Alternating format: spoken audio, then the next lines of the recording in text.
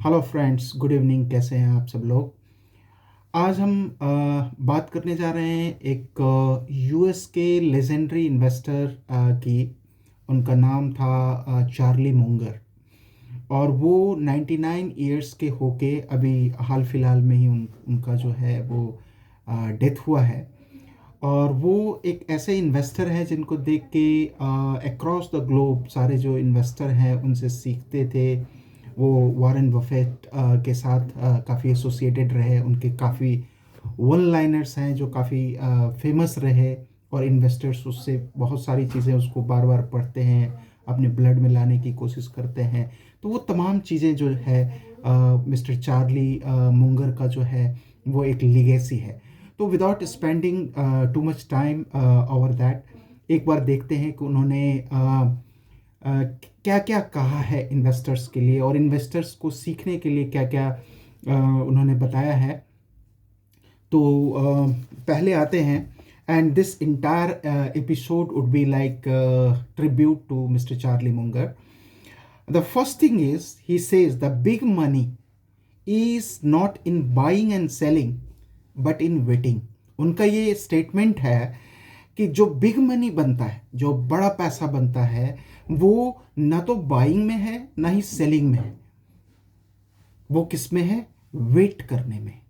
यानी once you have zeroed in on a particular good fundamental company, तो आप क्या करते हैं? उसको बाय करते हैं और बाय करके उसको लंबे समय के लिए होल्ड करते हैं। 5 साल, 10 साल, 20 साल, 25 साल, sometimes it is for ever.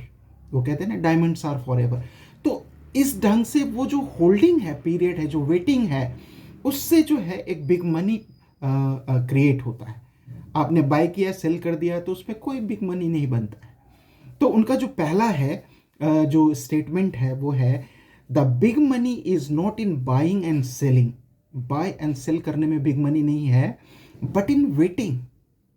Once you have bought, अच्छी कंपनी आपने बॉट कर ली, सब बाय कर लिया, सब कुछ कर लिया, देन वेट। उसको टाइम दीजिए उस इन्वेस्टमेंट को मल्टीप्लाई होने के लिए, मैनी फोल्ड्स के लिए। दूसरा जो वो कहते हैं कि a lot of people with high IQs are terrible investors because they have got terrible temperaments। उनका ये कहना है कि अगर कोई व्यक्ति जो हाई आईक्यू का है, वो ऐसा नहीं है कि they are mostly terrible investors because of their temperaments. इसमें मुझे एक कहानी याद आती है कि न्यूटन जो है वो एक कंपनी में इन्वेस्ट किया था। न्यूटन जैसा जिसका आईक्यू माना जाता है, उसने भी एक दो कंपनी में लगाई, उसको बहुत ज़्यादा नुकसान हुआ।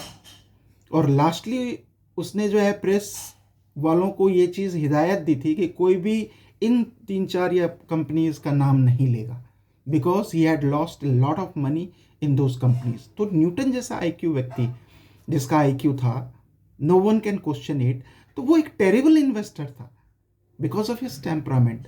तो जनरली क्या होता है कि एक इन्वेस्टर बनने के लिए बहुत हाई आईक्यू की ज़रूरत नहीं पड़ती है। ये दूसरा स्टेटमेंट उनका था। और इसको हम शॉर्ट में कहें तो high IQ intelligence quotient does not matter. कोई मैटर नहीं करता है इसके अंदर। तीसरा उनका ये कहना है spend each day trying to be a little wise than you were when you wake up. इसका मतलब क्या है? उनका कहने का मतलब है कि every day you should be adding up your knowledge, finance पे, पर्सनल फाइनेंस पे, इकोनॉमिक्स पे, न्यूज़ पे, अपडेट्स पे। हर दिन आपकी जो है वो डेली लर्निंग होनी चाहिए। कंपनियां कैसे काम करती, ये तमाम तरह की चीज़ें, there must be every day progress. तो इसको जो है डेली लर्निंग कमिटमेंट आपका होना चाहिए। ये तीसरा इंपॉर्टेंट चीज़ उन्होंने बताया है। चौथा जो है वो ये कहते हैं all in intelligent investing is value investing, acquiring more than you pay. You must value the business in order to value the stock. वो वैल्यू इन्वेस्टिंग की बात करते हैं कि अगर आपने सपोज किसी कंपनी को 100 रुपीज में बाय किया और उसका वैल्यू 50 रुपीज है, बाय तो किया आपने 100 पे, लेकिन उसकी वर्थ इंट्रिंसिक वैल्यू 50 रुपए की है, तभी आपका उसकी वो शेयर बढ़ते बढ़ते 100 पे जाएगा, 120 पे जाएगा। तो आपने वैल्यू इन्वेस्टिंग की है। That means acquiring more than you पे, जो शेयर आप खरीद रहे हैं उसकी वैल्यू ज्यादा है। तो ये सारी इंपॉर्टेंट चीज उन्होंने कही है। और इसके साथ स्टॉक को स्टॉक मत समझिए, स्टॉक के पीछे एक बिजनेस है, बिजनेस को समझिए। इसमें बहुत बार ऐसा हम कहते हैं कि you should not be A stock picker, you should be A business picker. क्योंकि एक बार अगर आप अच्छी बिजनेस को पिक करना सीख गए तो you will not see the stocks, stock के पीछे के बिजनेस को आप देखेंगे। तो कई बार लोग कहते हैं कि मैं स्टॉक पिकर नहीं हूं, मैं बिजनेस पिकर हूं। तो ये सारी बातें हैं। देन वो पांचवी बात कहते हैं, it is so simple to spend less than you earn, जितना आप कमाते हो उससे कम खर्च करो। एंड जो डिफरेंस है, कमाना ज्यादा है खर्चा कम है, और जो डिफरेंस है उसको इन्वेस्ट करो, invest shrewdly and avoid toxic people and toxic activities. Toxic people, toxic activities like finance में कह दिया कि इधर लगा दो, वहां लगा दो, ऐसे लगा दो, वैसे लगा दो, उसका अपना वेस्टेड इंटरेस्ट है, आपने लगा दिया, आपको नुकसान हुआ। तो toxic people and toxic activities को अवॉइड करना है। Try and keep learning all your life, do a lot of deferred gratification. आज हमें बड़ी सी टीवी लेनी है, आज हमें बड़ा सा सोफा लेना है, वो उसको डिले कर दो। अगर तो नीड है तो आज नहीं तो कल वो लेना पड़ेगा, लेकिन जो अननेसेसरी की चीज़ें हैं, जो खर्चे हैं, उसको डेफर्ड ग्रेटिफिकेशन। आज नया आईफोन आ गया, कोई ज़रूरत नहीं नया आईफोन लेने की, कुछ नहीं, वो उसके पीछे ये करना, डेफर्ड ग्रेटिफिकेशन। दुनिया को दिखाना थोड़ा है, it is your money, respect that money. If you do all this things you are almost certain to succeed. अगर आप ये सारी चीज़ें करते हैं तो फाइनेंस में आप certainly succeed करेंगे। So told Mr. Charlie Munger. Business क्या है? Invest in business, any fool can run because someday a fool will. वो ये कहते हैं कि बिजनेस इतना सिंपल होना चाहिए कि कोई भी उसको चला सकता है, क्योंकि आज नहीं तो कल कोई ऐसा फूल ही उसको चलाएगा। हर समय कॉम्पिटेंट पर्सन तो होगा नहीं। Then seventh point is old age. Old age के बारे में उन्होंने क्या कहा? The best armour of old age is a well spent life preceding it. Old age का सबसे बेस्ट आर्मर क्या है कि आप अपनी जिंदगी को जो ओल्ड एज आने से पहले है उसको अच्छे से स्पेंड कीजिए। Making meaningful choices throughout your life.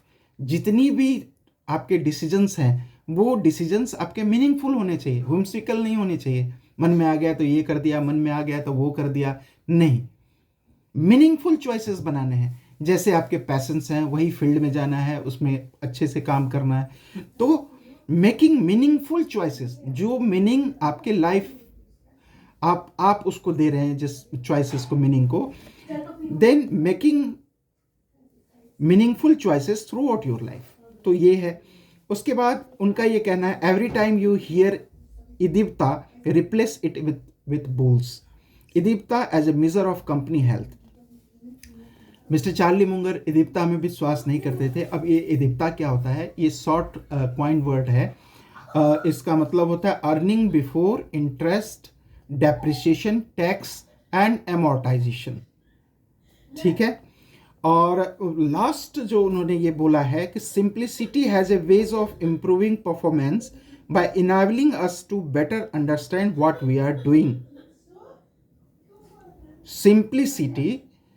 Simplicity को उन्होंने हाईलाइट किया है कि जो भी आपकी डिसीजन मेकिंग है, जो भी आप काम कर रहे हैं इन्वेस्टमेंट में, that must be simple, that need not be complex. Simple होना चाहिए। Simplicity has a way of improving performance. कैसे सिंप्लिसिटी परफॉर्मेंस को इम्प्रूव करता है? By enabling us to better understand. चीजें सिंपल होगी तो हम बेटर अंडरस्टैंड कर पाएंगे व्हाट वी आर डूइंग, जो हम कर रहे हैं वो उसको बेटर अंडरस्टैंड। क्योंकि आप देखेंगे एज एन इन्वेस्टर बहुत लोग क्या करते हैं कि भाई इन्वेस्टमेंट ऑयल एंड गैस में करते हैं, उनको उस फील्ड का नॉलेज नहीं है ज़्यादा, ऑयल एंड गैस में इन्वेस्टमेंट कर देते हैं। कोई फार्मा का बंदा है, वो ऑयल एंड गैस में इन्वेस्टमेंट कर रहा है, उसका कोर कॉम्पिटेंसी फार्मा में है तो डॉक्टर रेड्डीज में इन्वेस्ट करो, लुपिन में इन्वेस्ट करो, एस्टर डीएम हेल्थ केयर है उसमें करो, हॉस्पिटल की कंपनीज हैं उसमें करो। तो जिस फील्ड का आपका कोर एरिया ऑफ एक्सलेंस है, जिस चीज़ को आप समझते हो, सिंपल सी चीज़ है, उसमें इन्वेस्ट करो and that should be simple. Investment need not be complex कि बहुत कॉम्प्लेक्स है तभी जाके आपका जो है you are a good investor. नहीं, good investor will go for simplicity. Simple investment philosophy है उसकी और उसको वो रिलीजियसली फॉलो करता है। तो यहां पे clear understanding and clear understanding होगा तो इन्वेस्टमेंट स्ट्रेटजी भी एग्जीक्यूट बेटर होगा। तो ये 9 points I have discussed with you. अगर हम इसको जो है वो समराइज करना चाहें, पहला पॉइंट जो उन्होंने कहा है वो पैसेंस है कि पैसेंस रखो, बाइंग सेलिंग बहुत ज़्यादा नहीं होनी चाहिए, खरीदा है बैठा शांति से बैठो। High IQ does not matter, बहुत ज़्यादा हाई आईक्यू की यहाँ ज़रूरत नहीं है। डेली लर्निंग कमिटमेंट, हर दिन कुछ ना कुछ सीखो। मैगजीन है, न्यूज़पेपर है, बहुत सारी चीज़ें हैं, मीडिया रिपोर्ट्स हैं, वो सब सारी चीज़ें इंफॉर्मेशंस पढ़ो। देन वैल्यू इन्वेस्टिंग है, वैल्यू इन्वेस्टमेंट जो आप पे कर रहे हैं उससे ज़्यादा वैल्यू आप उससे ले रहे हैं। Earn save and invest, earn करो ज़्यादा, सेव करो more and then the difference should be saved. और इस चीज़ को रिपीट करते रहो एज ए साइकिल। कमाओ ज़्यादा, खर्च करो कम और उसको इन्वेस्ट करते रहो। 3 चीज़ है, earn save invest, earn save invest, earn save invest. Then business के बारे में उन्होंने बताया कि बिजनेस में भी सिंप्लिसिटी होनी चाहिए, बहुत ज़्यादा कॉम्प्लेक्स नहीं होना चाहिए। और ओल्ड एज के बारे में उन्होंने ये कहा कि भाई ओल्ड एज आने से पहले अपने लाइफ को वेल स्पेंड कर लो, जो करना चाहते हो वो करो, जो अचीव करना चाहते हो वो अचीव करो, जो काम करना चाहते हो, जिसमें मन लगता है, जो तुम्हारा पैशन है उस तरफ जाओ, उसको एंजॉय करो। कल को ये तुम्हारे अंदर रिग्रेट्स ना रहे कि मुझे ये करना था और मैंने ये नहीं किया। फिर दीप्ता, एक पॉइंट वर्ड के बारे में मैंने बात की। और एक चीज़ जो मुझे बहुत अच्छी लगी वो सिंप्लिसिटी है। Investment has to be simple as possible. बहुत ज़्यादा कॉम्प्लेक्स इन्वेस्टमेंट की, ये फ्यूचर में, ये ऑप्शन में, ये यहाँ ये वहाँ, अल्टरनेटिव इन्वेस्टमेंट एवेन्यूज़ में नहीं। सिंपल इन्वेस्टमेंट, जो चीज़ आपको समझ में आता है, जिस चीज़ के बारे में आप अच्छा से जानते हैं, आपकी इन्वेस्टमेंट फिलॉसफी सिंपल है कि मैं ऐसे इन्वेस्ट करता हूँ, that simplicity is of utmost importance. तो इस चीज़ को समझना है और इस चीज़ को प्रैक्टिस करनी है। So with this tribute to Mr. Charlie Munger, I would like to sign off. Thank you very much.